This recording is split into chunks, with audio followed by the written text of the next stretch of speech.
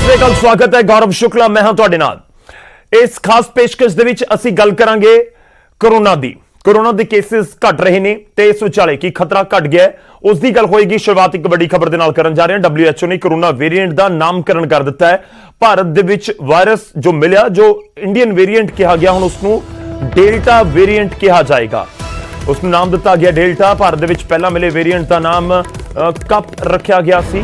Greek ਅੱਖਰਾਂ ਦੇ ਉੱਤੇ ਵੇਰੀਐਂਟ ਦੇ ਨਾਮ ਰੱਖੇ ਗਏ ਨੇ। ਦੁਨੀਆ ਦੇ ਵਿੱਚ ਮਿਲੇ ਸਾਰੇ ਵੇਰੀਐਂਟ ਨੂੰ ਨਾਮ ਦਿੱਤੇ ਗਏ ਨੇ, ਪਰ WHO ਦੀ ਚੀਨ ਦੇ ਉੱਤੇ ਤਾਂ ਮਿਹਰਬਾਨੀ ਨਜ਼ਰ ਆਉਂਦੀ ਹੈ ਕਿ ਆਖਿਰ ਜਿਹੜਾ ਚੀਨ ਤੋਂ ਵਾਇਰਸ ਜਿੱਥੋਂ ਸ਼ੁਰੂਆਤ ਹੁੰਦੀ ਹੈ, ਵੁਹਾਨ ਦਾ ਨਾਮ ਕਿੱਥੇ ਗਿਆ ਕਿ ਉਸ ਦਾ ਜ਼ਿਕਰ ਨਹੀਂ ਹੁੰਦਾ। ਕਿਉਂਕਿ ਲਗਾਤਾਰ ਤੁਸੀਂ ਪਿਛਲੇ ਕੁਝ ਸਮੇਂ ਦੇ ਵਿੱਚ ਸੁਣਿਆ ਹੋਵੇਗਾ ਕਿ 100 ਸਾਲ ਪਹਿਲਾਂ ਦੁਨੀਆ ਨੇ ਸਪੈਨਿਸ਼ ਫਲੂ ਦਾ ਕਹਿਰ ਚੱਲਿਆ ਸੀ, ਤਾਂ ਜੇ ਹੁਣ ਚੀਨ ਤੋਂ ਸ਼ੁਰੂ ਹੋਇਆ ਤਾਂ ਉਸ ਦਾ ਜ਼ਿਕਰ ਕਿਉਂ ਨਹੀਂ। ਖੈਰ, ਕਿਉਂਕਿ ਇੰਡੀਅਨ ਵੇਰੀਐਂਟ ਕਿਹਾ ਜਾ ਰਿਹਾ ਸੀ, UK ਵੇਰੀਐਂਟ ਕਿਹਾ ਜਾ ਰਿਹਾ ਸੀ, ਸਿੰਗਾਪੁਰ ਦਾ ਜ਼ਿਕਰ ਹੋ ਰਿਹਾ ਸੀ, ਇਸ ਸਭ ਦੇ ਵਿਚਾਲੇ WHO ਨੇ ਸਾਰੇ ਵੇਰੀਐਂਟਸ ਦਾ ਨਾਮ ਰੱਖ ਦਿੱਤਾ ਹੈ। ਤੇ ਹੁਣ ਜਿਹੜਾ ਇੰਡੀਅਨ ਵੇਰੀਐਂਟ ਹੈਗਾ, ਜੋ ਇੰਡੀਆ ਦੇ ਵਿੱਚ ਮਿਲਿਆ, ਭਾਰਤ ਦੇ ਵਿੱਚ ਮਿਲਿਆ, ਉਸ ਨੂੰ ਡੈਲਟਾ ਕਿਹਾ ਜਾਏਗਾ।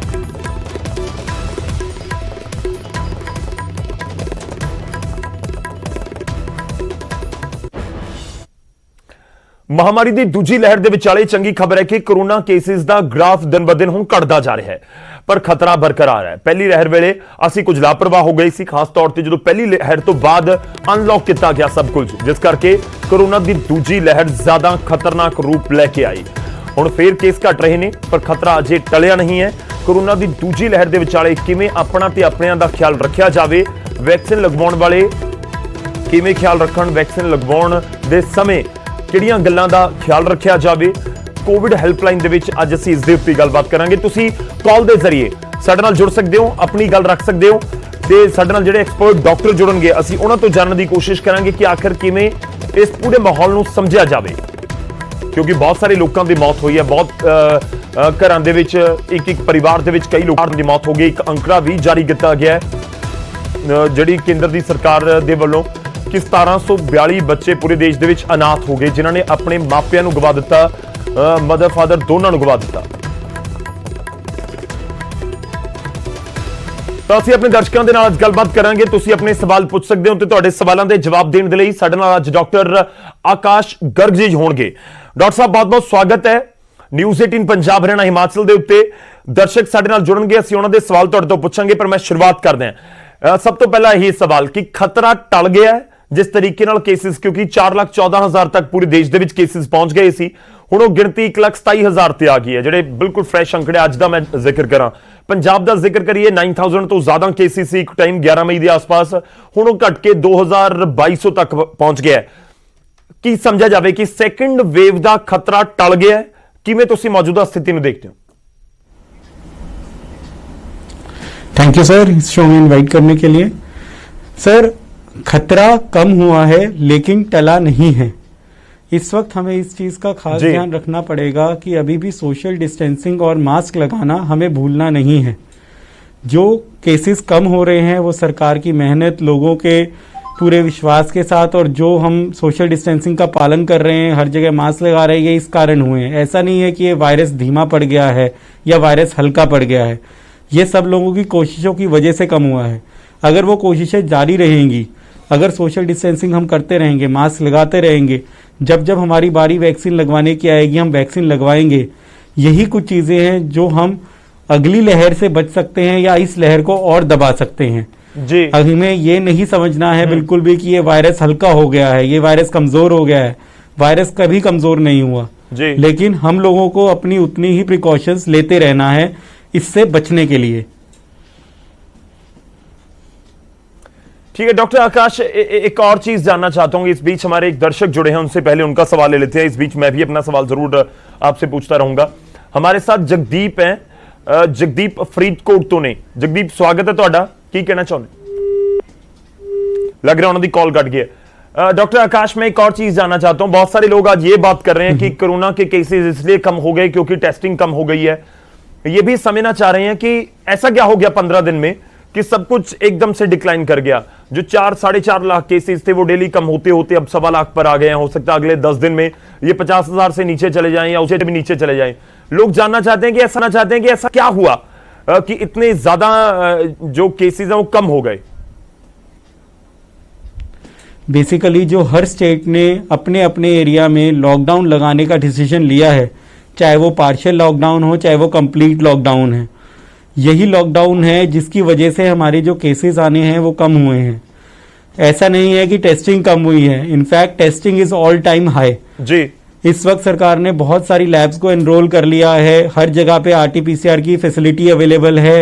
विद इन 24 आवर्स आपके हाथ में रिपोर्ट भी आ जाती है कि कोविड पॉजिटिव है या नेगेटिव है, ठीक है। Plus the awareness by various social groups, चाहे वो हम मीडिया की बात करें चाहे वो हम सोशल मीडिया की बात करें, इन सब ग्रुप्स पे जितनी भी अवेयरनेस हुई है, जो लोगों को समझ में आया हमें क्या करना चाहिए क्या नहीं करना चाहिए कैसे करना चाहिए, ये सब चीजें हैं जिन्होंने इन केसेस को कम होने में मदद की है। बाकी टेस्टिंग तो अभी भी फुल चल रही है, ऐसा कुछ नहीं है कि टेस्टिंग किसी लेवल पे कम हो रही है। ठीक है सर, मैं आपके पास वापस आऊंगा, हम बातचीत को जारी रखेंगे। इस विचाले एक होर कॉलर साडे नाल जुड़ रहे ने, सुरिंदर जी जुड़ रहे ने। सुरिंदर जगी जी, स्वागत है तुहाडा। कित्थों बोल रहे हो तुसीं ते की जानना चाहुंदे हो? सर मैं चंडीगढ़ तो बोल रहा जी, मेरी एज 83 है जी। जी ਤੇ ਮੈਨੂੰ ਹੈ ਜੀ, ਮੇਰੇ 2 ਸਟੰਟ ਪਏ ਹੋਏ ਨੇ ਜੀ, ਤੇ ਮੈਂ ਪਤਾ ਕਰਨਾ ਚਾਹੁੰਦਾ ਵੀ ਮੈਨੂੰ वैक्सीन लगवानी चाहिए है या नहीं। डॉक्टर आकाश, आप तक उम्मीद है कि आवाज पहुंची होगी। जो हमारे कॉलर हैं, दर्शक है, वो जुड़े हैं, उनकी 83 ईयर्स ओल्ड हैं, वो 83 साल की उम्र है। अब तक आवाज पहुंची होगी उम्मीद है। सर बिल्कुल लगवानी चाहिए, वैक्सीन के ऐसे कोई सीरियस साइड इफेक्ट्स नहीं हैं। ये चीज का आपको ध्यान जरूर रखना है कि अगर आपको वैक्सीन लगवाने से पहले ही कोविड के सिम्टम्स आने लग जाते हैं, बुखार आने लग जाता है, शरीर में दर्द है, खांसी आने लग गई है, सांस में दिक्कत हो रही है, तब इस वैक्सीन को ट्रीटमेंट मत समझिए। ये मत सोचिए कि मुझे कोरोना हो रहा है तो मैं वैक्सीन लगवा लूंगा ठीक हो जाऊंगा। लेकिन अगर कोई सिम्टम नहीं आ रहे हैं आपको, तो आपको डेफिनेटली लगवाना चाहिए, चाहे आपकी एज 83 ईयर्स हो, चाहे 85, चाहे 90 ईयर्स, आपको वैक्सीन लगवानी ही चाहिए। This is our best shot other than social distancing and wearing mask. This is our best shot to prevent this disease. ठीक है डॉक्टर साहब, मैं आपसे एक और सवाल वैक्सीनेशन को लेकर पूछूंगा। इस बीच एक और कॉलर हमारे साथ है, उनसे बात कर लेते हैं। साडे नाल मोगा तो निशान जी जुड़ रहे हैं, स्वागत है तुहाडा। की पूछना चाहुंदे तुसीं? सर जी मैं पूछना चाਹੁੰਦਾ जी, मैं वैक्सीन लगवानी है सर जी, ਤੇ वैक्सीन लगवाਉਣ सर ਕਿਹੜੀ ਕਿਹੜੀ ਚੀਜ਼ ਦਾ ਧਿਆਨ ਰੱਖਣਾ ਚਾਹੀਦਾ सर? ठीक है निशान जी, आप इस दे गलबात कर रहे हैं। डॉक्टर आकाश, इनफैक्ट मैं भी यही जानना चाह रहा था कि अगर मैं अपनी बात करूं कि मुझे वैक्सीन, इनफैक्ट मैं फर्स्ट डोज ले चुका हूं, कि अगर कोई बिल्कुल फिट है, अराउंड 30, 35 और या 44 से नीचे है, तो उसने वैक्सीन लगवानी है। सपोज कि मुझे परसों की डेट मिली है, तो मुझे क्या ध्यान रखना है? मुझे थर्सडे को वैक्सीन की डोज लेनी है, और उससे पहले क्या ध्यान में रखना चाहिए, जो हमारे कॉलर भी जानना चाह रहे थे? सर वैक्सीन लगवाने से पहले कोई स्पेशल प्रिकॉशंस की ज़रूरत नहीं है। You can still continue with your daily routine activities.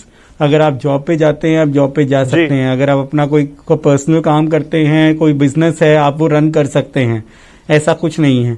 बस वैक्सीन लगवाने से पहले, जैसे मैं पहले भी बता चुका हूं, इन चीज़ों का ध्यान रखना है कि आपको फीवर ना आ रहा हो वैक्सीन लगवाने से पहले, या फिर कफ ना हो रही हो, या आपको सांस में दिक्कत ना हो रही हो। अगर आपको कोविड के कोई भी फीचर्स ऐसे लगते हैं कि मुझे ऐसा लग रहा है कि मुझे हो सकता है कोविड, उस वक्त आपको रादर देन वैक्सीनेशन पहले अपना टेस्ट करवा लेना चाहिए। अगर वो नेगेटिव आता है तो ही वैक्सीन लगवानी चाहिए, वरना नहीं लगवानी चाहिए। इसके अलावा आपको कोई और प्रिकॉशंस रखने की जरूरत नहीं है। दूसरी चीज ये है, वैक्सीन लगवाने के बाद अपने पास पैरासीटामोल की गोली जरूर रखिएगा, क्योंकि हो सकता है अगले 2 दिन तक आपको हाई ग्रेड फीवर भी आए, जिस बाजू में इंजेक्शन लगा है उस बाजू में दर्द भी हो, उस पास से सो भी ना पाए। तो बस ये है कि दूसरी तरफ पासा लेके सोना है, और पैरासीटामोल अपने पास रखिएगा। अगर फीवर आए तो वो ले लेना है, पानी ज्यादा पीते रहना है। इसके अलावा आपको कोई प्रिकॉशन की जरूरत नहीं है। जी, एक होर कॉलर साडे नाल ने, उन्हां दे नाल गल करदे हां। साडे नाल मलेरकोटला तो गुरबीर जी जुड़ रहे हैं। गुरबीर जी स्वागत है, की पूछना चाहुंदे हो? हाँ जी सर, नमस्कार जी। नमस्कार जी।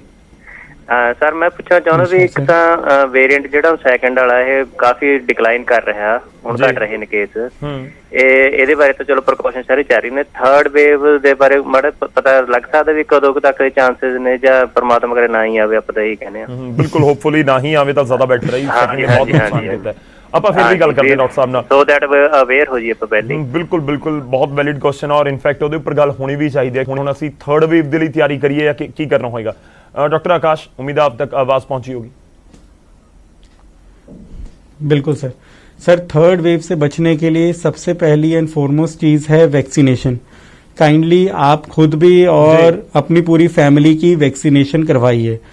दूसरी चीज है सोशल डिस्टेंसिंग। ये मत सोचिएगा कि अब वायरस कम हो गया है, अब मैं खुलेआम घूम सकता हूं, अब मैं पार्टीज कर सकता हूं या सोशल गैदरिंग्स में जा सकता हूं।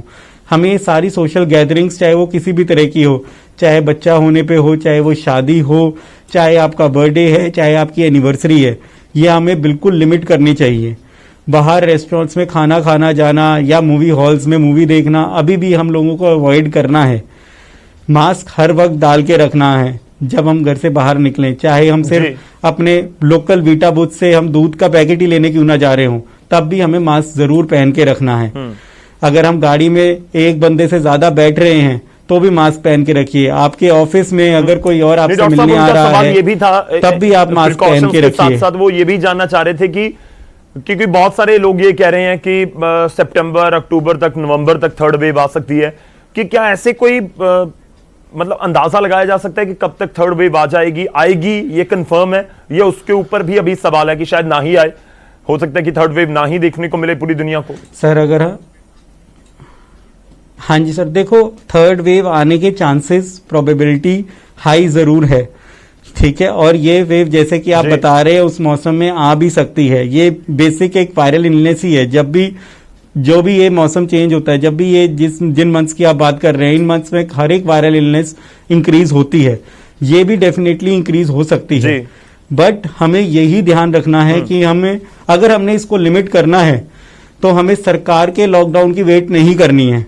हमने अपने आप के ऊपर रोक कंटिन्यूसली लगा के रखनी पड़ी होगी। अभी हमें अपना लाइफस्टाइल अगले साल 2 साल के लिए बदलना पड़ेगा। हम कोई ट्रिप्स, कोई वेकेशन प्लान ना करें, चाहे ये ना सोचे कि कई सितंबर में दोबारा लॉकडाउन ना लग जाए और मैं जुलाई में घूम के आ जाता हूं। हमें ये सब नहीं सोचना है।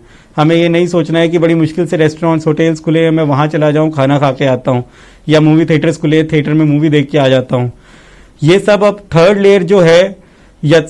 वेव जो है अब हम सब पे डिपेंड करती है कि क्या हम अपने लाइफस्टाइल को दोबारा नॉर्मल करेंगे या अब भी प्रिकॉशंस लेके चलेंगे। अगर हम प्रिकॉशंस लेके चलेंगे तो शायद ये थर्ड वेव ना आए, या अगर आए तो बहुत ही कम गति की हो। लेकिन अगर हम लोगों ने खुद अपने ऊपर रोक नहीं लगाई तो फिर ये थर्ड वेव आएगी, ये सेकंड वेव से भी ज्यादा खतरनाक हो सकती है। जी, एक होर कॉलर साडे नाल ने डॉक्टर साहब, ਆਪਾਂ ਉਹਨਾਂ ਦੇ ਨਾਲ ਵੀ ਗੱਲ ਕਰ ਲਈਏ। ਗੁਰਪ੍ਰੀਤ ਕੌਰ ਜੀ ਸਾਡੇ ਨਾਲ ਨੇ ਬਠਿੰਡਾ ਤੋਂ। ਗੁਰਪ੍ਰੀਤ ਜੀ ਸਵਾਗਤ ਹੈ, ਕੀ ਪੁੱਛਣਾ ਚਾਹੁੰਦੇ ਤੁਸੀਂ?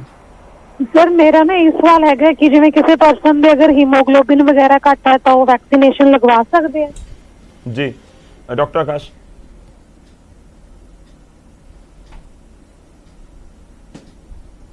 सर आप तक आवाज पहुंची?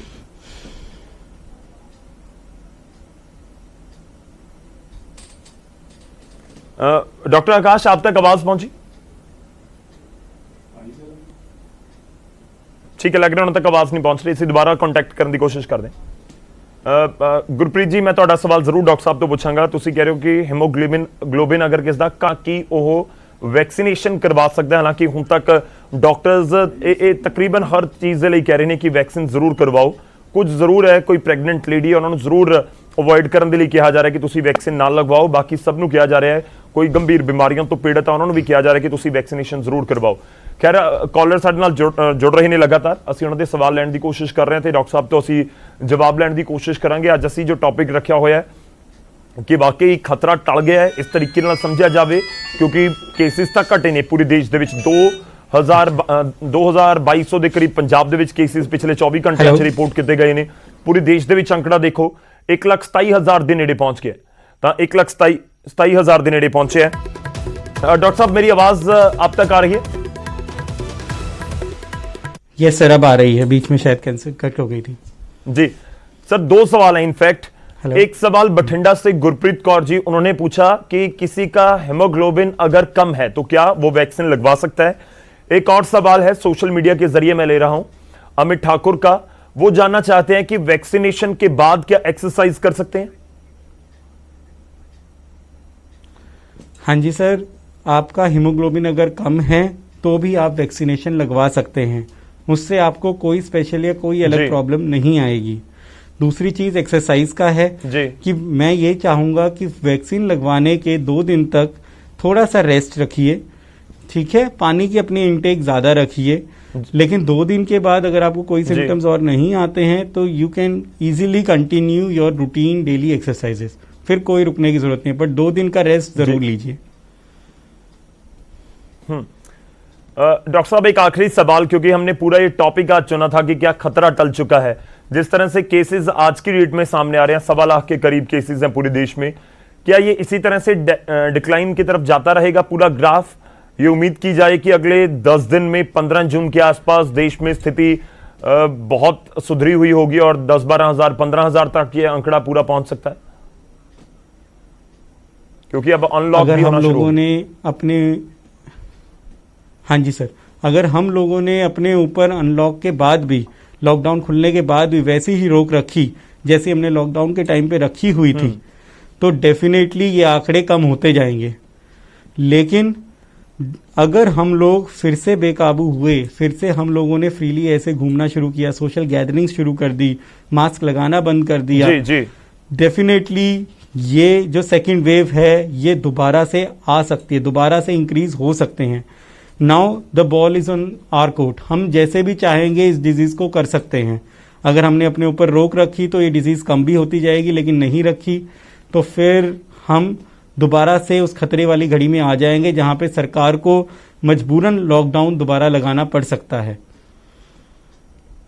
जी, thank you sir, thank you very much doctor Akash, साडे नाल जुड़न दे लई, इस पूरी गलबात दे लई। ਅਸੀਂ ਕੋਸ਼ਿਸ਼ ਕਰਦੇ ਹਾਂ ਕਿ ਜਿਹੜੇ ਦਰਸ਼ਕ ਨੇ ਉਹ ਸਵਾਲ ਡਾਕਟਰਸ ਨੂੰ ਪੁੱਛਣਾ ਚਾਹੁੰਦੇ ਨੇ ਤੇ ਬਹੁਤ ਸਾਰੇ ਜ਼ਿਹਨ ਦੇ ਵਿੱਚ ਸਵਾਲ ਹੁੰਦੇ ਨੇ ਕਿ ਕਈ ਵਾਰ ਨਹੀਂ ਪੁੱਛ ਪਾਉਂਦੇ, ਇਸ ਕਰਕੇ ਨਿਊਜ਼ 18 ਹਰ ਰੋਜ਼ ਕੋਸ਼ਿਸ਼ ਕਰ ਰਿਹਾ ਕਿ ਲੋਕਾਂ ਦੇ ਸਵਾਲ ਜਿਹੜੇ ਨੇ ਉਹ ਐਕਸਪਰਟਸ ਤੋਂ ਪੁੱਛੇ ਜਾ ਸਕਣ।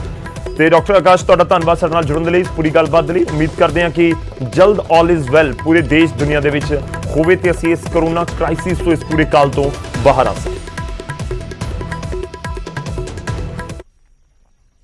ਇਸ ਸਮੇਂ ਇੱਕ ਵੱਡੀ ਖਬਰ ਆ ਰਹੀ ਹੈ 12ਵੀਂ ਦੇ ਐਗਜ਼ਾਮਸ ਨੂੰ ਲੈ ਕੇ, ਉਹ ਵੀ ਤੁਹਾਨੂੰ ਦੱਸਦੇ ਹਾਂ। 12ਵੀਂ ਦੇ ਇਮਤਿਹਾਨਾਂ ਦੇ ਉੱਤੇ ਵੱਡੀ ਖਬਰ ਹੈ ਕਿ ਅੱਜ ਸ਼ਾਮ ਪ੍ਰਧਾਨ ਮੰਤਰੀ ਮੋਦੀ ਇੱਕ ਅਹਿਮ ਮੀਟਿੰਗ ਲੈਣ ਜਾ ਰਹੇ ਨੇ। ਜਿਹੜੇ ਬਦਲ ਨੇ, ਵਿਕਲਪ ਨੇ, ਉਹਨਾਂ ਦੀ ਜਾਣਕਾਰੀ ਪ੍ਰਧਾਨ ਮੰਤਰੀ ਦੇ ਵੱਲੋਂ ਲਈ ਜਾਵੇਗੀ। ਸੂਬਿਆਂ ਤੋਂ ਜਿਹੜੇ ਸੁਝਾਅ ਆਏ ਨੇ ਉਹਨਾਂ ਦੀ ਸਮੀਖਿਆ ਕੀਤੀ ਜਾਵੇਗੀ। ਇਸ ਤੋਂ ਪਹਿਲਾਂ ਕੇਂਦਰੀ ਸਿੱਖਿਆ ਮੰਤਰੀ ਦੇ ਵੱਲੋਂ ਮੁਲਾਕਾਤ ਕੀਤੀ ਗਈ ਸੀ ਦੇਸ਼ ਭਰ ਦੇ ਸਿੱਖਿਆ ਮੰਤਰੀਆਂ ਤੇ ਸਿੱਖਿਆ ਸਕੱਤਰਾਂ ਦੇ ਨਾਲ, ਤੇ ਉਸ ਤੋਂ ਬਾਅਦ 25 ਤਰੀਕ ਤੱਕ ਸੁਝਾਅ ਦੇਣ ਦੇ ਲਈ ਕਿਹਾ ਗਿਆ ਸੀ ਕਿ 25 ਤਰੀਕ ਤੱਕ ਤੁਸੀਂ ਆਪਣੇ ਸੁਝਾਅ ਭੇਜੋ।